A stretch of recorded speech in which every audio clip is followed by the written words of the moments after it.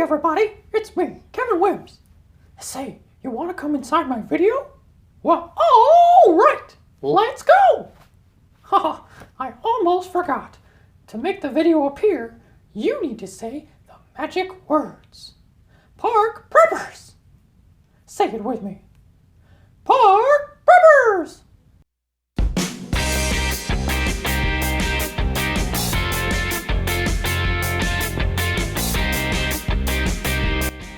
Mickey Mouse. The mouse, the myth, the legend. I only hope we never lose sight of one thing. It all started with a mouse. This is one of Walt Disney's most famous quotes. Walt said it all started with a mouse. Now let's see how the mouse got started. Mickey Mouse got his start the way that many celebrities got their start. He moved to California in search of fame and fortune. Sadly though, he couldn't find work and had to live on the streets for many years. Nah, I'm just kidding. Had you go in there for a second though, didn't I? Okay, seriously. Mickey Mouse was created by Walt Disney after a short meeting he had with his producer Charles Mintz in 1928. Disney had been producing the cartoon Oswald the Lucky Rabbit and had gone to see Mintz about increasing his budget, but instead was informed that Mintz had already stolen the majority of Disney's staff to work for him, and he wanted Disney to take a 20% pay cut. To add salt to the wound, Mintz informed him he did not own the rights to Oswald. Disney learned his lesson and made sure that from now on, any character he created, he would own all the rights to. So he had his loyal friend and animator, Ub Iwerks, start drawing up some new character ideas. Though initially rejected by Disney, some of Ub's ideas would show up later, like Clarabelle the cow. Disney came up with the idea of a mouse from a tame mouse that he had on his desk back at his old studio Laugh-O-Gram in Kansas City, Missouri. Initially, the character's name was Mortimer Mouse, but Walt's wife Lillian thought the name sounded too pretentious and convinced him to change it. In the early years, Ub Iwerks designed Mickey's body out of circles to make the character easier to animate. Mickey made his debut in animation in the test screening Plane Crazy in May 1928, but it failed to impress audiences, and Walt had difficulty finding a distributor. Walt tried again with the Galloping Gaucho, which was also not released. Walt needed to try something different, and what ended up being part of Mickey's success was the addition of sound in the film, which in 1928 was still considered innovative since the first feature-length movie with sound was only produced the previous year. And with the film's success, most US movie theaters were in the process of adding sound equipment. Disney noticed this trend, which led to Steamboat Willie. One of the first cartoons with synchronized sound. In November 1928, Steamboat Willie was released in New York City, co-directed by Walt and Ub. This cartoon was considered by the Walt Disney Company to be Mickey's debut, since the first two could not find a distributor. You might recognize this film as it shows up in many Disney productions.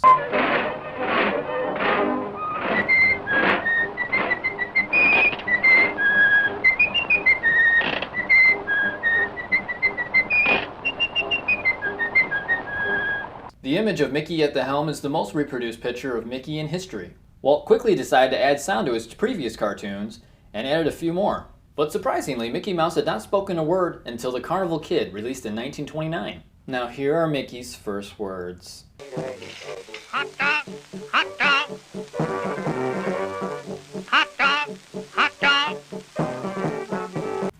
Oh, little Mickey's grown up so fast. Mickey had beaten out his biggest competitor, Felix the Cat, by 1930. Felix had struggled with his transition into sound. We didn't get to see Mickey in color until 1932 at the Academy Awards ceremony. It was titled Parade of the Award Nominees, which was never meant to be seen by the public. But don't worry, I got you exclusive access.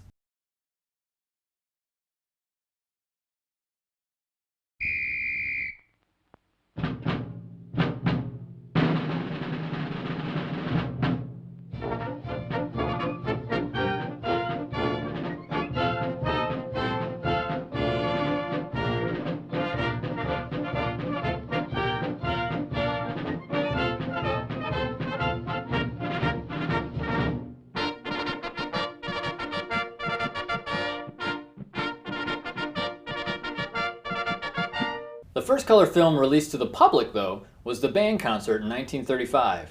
This was voted the third best cartoon of all time by a poll of animated professionals.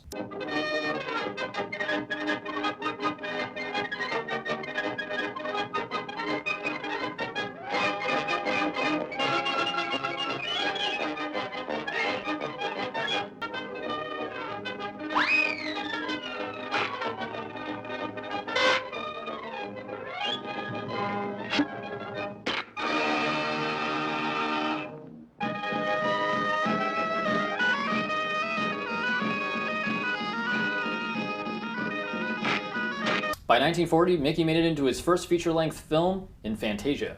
His role as the Sorcerer's Apprentice is one of the most iconic roles of his career. Sadly, after 1940, Mickey's popularity declined, until 1955 when he re-emerged as a television personality. But the last regular installment of the Mickey Mouse film series came in 1953 with The Simple Things.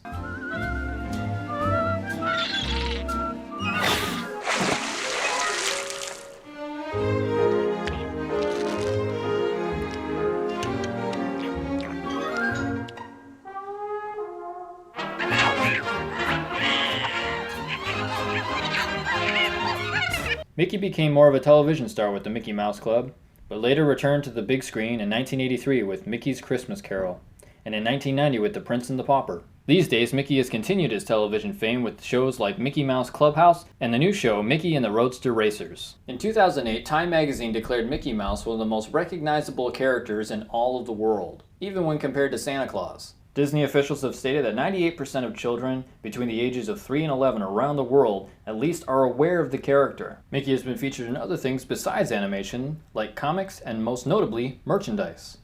One of the most popular pieces being the Mickey Mouse watch, where his hands are the arms of the clock. The hugely successful Da Vinci Code book even mentions this watch, as it is a childhood favorite of the main character Robert Langdon. 40% of Disney's revenue from consumer products comes from Mickey Mouse merchandise. Mickey has received 2 Academy Awards and has been nominated 10 times. In 1978, on the 50th anniversary of his character, Mickey became the first cartoon character to have his own star on the Hollywood Walk of Fame. Overall, Mickey has had a huge impact on the world, and he shows up on my TV every morning. So in closing, I'd just like to say thank you to Walt Disney and their crew for this wonderful character. We had such a great time talking about Mickey Mouse today. What a hot dog day! Hot dog! Hot dog! See you real soon!